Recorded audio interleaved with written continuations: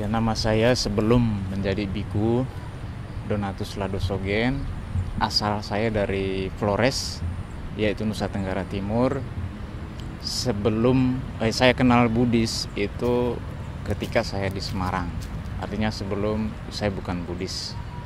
Nah, kemudian setelah tamat SMP, saya mengikuti orang tua saya yang kerja di Semarang. Nah, dari situ saya kemudian mengenal tentang kebudayaan Jawa sehari-hari, menggunakan bahasa, kemudian makanan dan lain sebagainya. Dan selanjutnya saya sekolah SMA di Semarang. Itu pun saya belum kenal yang namanya Buddhis. Kemudian saya memutuskan untuk kuliah di Universitas Katolik Sugio Pranoto Semarang.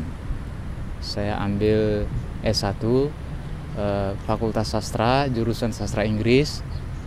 Saya menyelesaikan kuliah hampir 4 tahun lah. Kenalnya Buddhis itu justru ketika saya sudah selesai SMA. Dan itu tidak dikasih tahu, tidak diberitahu oleh teman ataupun tidak diajak, tetapi itu saya menemukannya melalui sebuah buku yang ada di toko buku Gramedia di Semarang.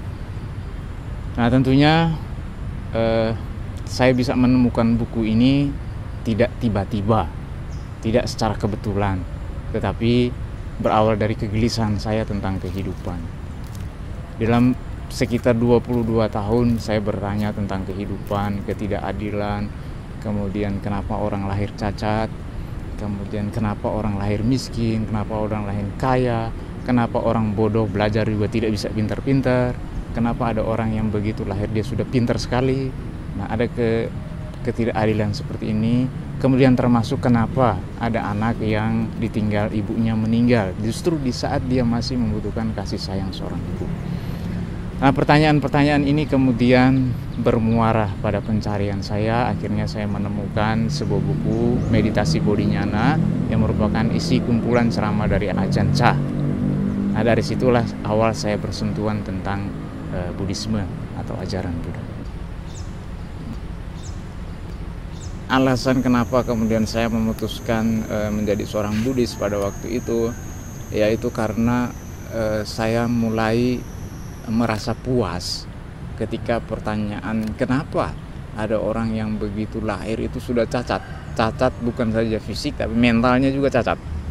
Nah, kenapa ada orang yang begitu lahir dalam keluarga miskin, dia sampai meninggal pun dia tidak bisa kaya-kaya, padahal dia sudah kerja keras, dia tidak tergolong orang pemalas. Kenapa ada orang yang lahir pintar begitu, kemudian kenapa yang lahir langsung dalam keluarga kaya, rezekinya pun lancar. Ada perbedaan-perbedaan ini, kemudian ini saya temukan ketika saya memahami hukum karma. Artinya apa? Semua hal yang kita peroleh itu tergantung perbuatan kita. Nah, orang-orang seperti itu lahir itu karena di kehidupan sebelumnya perbuatan-perbuatan mereka yang menyebabkan mereka menjadi cacat, mereka menjadi miskin, mereka menjadi kaya. Namun buah dari karma itu bukan suatu hal yang diterima begitu saja, tetapi ini bisa dirubah. Artinya kita sendiri yang menentukan hidup kita. Nah, satu hal yang menarik yang membuat saya kemudian meyakini sebagai Buddhis adalah jalan hidup saya itu karena banyak misteri yang terjawab di dalam ajaran Buddha itu sendiri.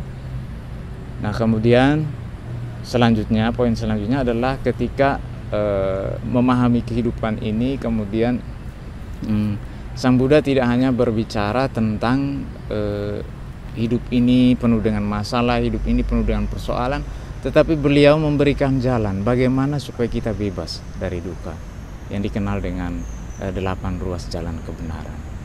Dan deskripsi tentang kesucian di dalam ajaran Buddha ini sangat jelas, sangat gamblang. Kalau mau menjadi orang suci adalah ketika dia sudah terbebas dari kebencian, keserakahan, kebodohan batin. Sangat jelas. Bukan karena dia punya kekuatan supranatural. Supranatural bukan menentukan seseorang itu suci atau tidak. tetapi kualitas mentalnya, batinnya itu sendiri. Ya, setelah saya menjadi seorang Buddhis, saya menyadari bahwa praktik dhamma saya tidak berkembang. Akhirnya saya memutuskan untuk menjadi biku. Nah, dalam Sangga Theravada Indonesia itu prosedurnya harus melalui samanera dulu. Melalui samanera selama 2 tahun baru kemudian menjadi biku. Nah, pada tahun 2013 itu saya ditabiskan menjadi samanera di Wihara Buddha Gaya Watugong dengan upajaya atau penabis itu Bante Sri Panyawaro Mahathera. Karena saya adalah anak tunggal dari keluarga yang bukan Buddhis, orang tua saya adalah penganut Katolik yang taat dan sudah turun-temurun. Dan ketika saya memutuskan untuk menjadi samanera kemudian menjadi biku, tentunya bukan ini perkara gampang. Saya memendam harapan, keinginan saya, cita-cita saya untuk menjadi biku itu selama kurang lebih 13 tahun. Pada saat tahun 2013 itu saya berniat untuk menjadi biku, itu ibu saya sudah meninggal. Beliau meninggal tahun 2011. Nah, setelah beliau meninggal itu saya kemudian mengingat kembali tekad saya, dan ada informasi dari teman saya yang ada di Semarang untuk ikut Pabaja. Pada saat saya menyampaikan kepada ayah saya, bapak saya, terus terang bapak saya tidak setuju. Nah, beliau tidak setuju, namun beliau mengatakan, saya tidak setuju, tetapi kamu punya hak untuk menentukan jalanmu sendiri. Nah, saya berpikir saatnya saya untuk menjadi biku, karena kapan lagi. Saya sampai di Semarang, saya ditabis jadi samanera, kemudian belajar di Mendut. Ketika saya menulis buku Kegelisahan Sang Domba, nah buku itu sampai ke Flores, dan kakak dari ibu saya itu dia lihat foto saya, dan beliau menangis. Kemudian adik sepupu saya juga menangis, dan mereka telepon suruh saya berhenti mengenakan jubah, karena mereka tidak mau, mereka tidak ikhlas. Telepon terus waktu itu, dan saya gelisah. Kakak sepupu yang diam-diam juga dia belajar Buddhis, dia tahu bahwa untuk menjadi biku itu tidak gampang. Nah, untuk itu dia mengirim SMS memberitahukan kepada saya untuk terus menjalankan kehidupan sebagai pabajita, sebagai seorang samanera, kemudian bisa menjadi biku. Nah, SMS yang saya terima itu kemudian membuat saya termotivasi, dan saya minta bantuan dia untuk menjelaskan kepada keluarga yang ada di Flores, dan pada akhirnya terbukti dukungan dari keluarga saya, khususnya ayah saya dan juga saudara-saudara sepupu itu pada saat mereka datang di saat saya ditabis jadi biku pada tanggal 13 Juni 2015 di Jakarta. Setelah saya ditabis jadi biku, saya merasakan bahwa praktik dhamma itu lebih berkembang. Misalkan praktik sila, saya tidak menemukan halangan yang berarti ketika saya mempraktikkan sila. Kemudian mempraktikkan meditasi, ya karena lingkungan tadi sangat kondusif, jadi batin lebih berkembang. Akhirnya apa yang dirasakan ya ketika menjadi biku, ya pikiran lebih damai, lebih tenang, dan dari situ ada manfaat yang bisa dihasilkan untuk orang banyak. Ketika saya belajar Buddhis, justru saya lebih memahami tentang konsep agama lain, ajaran lain. Maka tidak berlebihan ketika saya menemukan sebuah buku tulisan Paul Knitter. Beliau menulis sebuah buku dengan judul Without Buddha, I'm Not Christian. Nah, ini saya menemukan ada kolerasinya. Artinya ketika saya memahami Buddhis, kemudian saya membuka kembali Injil, saya menemukan sudut pandang yang lain, yang berbeda. Maka ketika saya memilih jadi Buddhis pun bukan berarti saya menolak semua ajaran yang lain, tetapi justru saya mempunyai suatu pemahaman yang baru.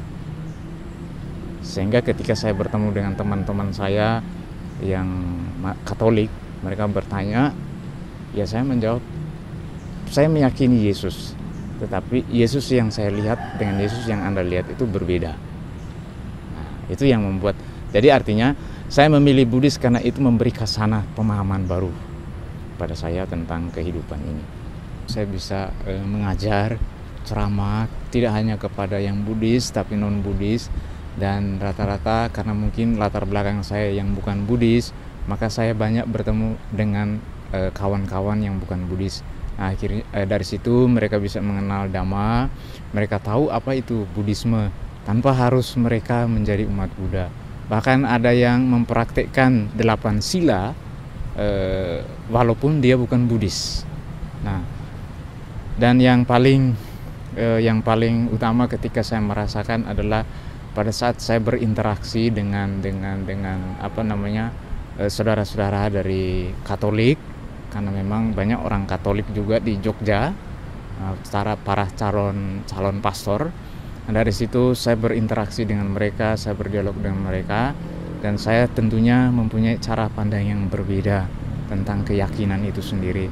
Nah, salah satu kisah yang saya muat di buku saya yang kedua yang berjudul Sihir. Jadi setelah saya menulis Kegelisahan Sang Domba, yang kedua Sihir, di situ salah satu judul saya kasih Aku Makin Cinta Yesus. Nah, dari situlah orang-orang bisa mengetahui bahwa ketika saya menjadi seorang biku bukan berarti saya menjelekkan Katolik.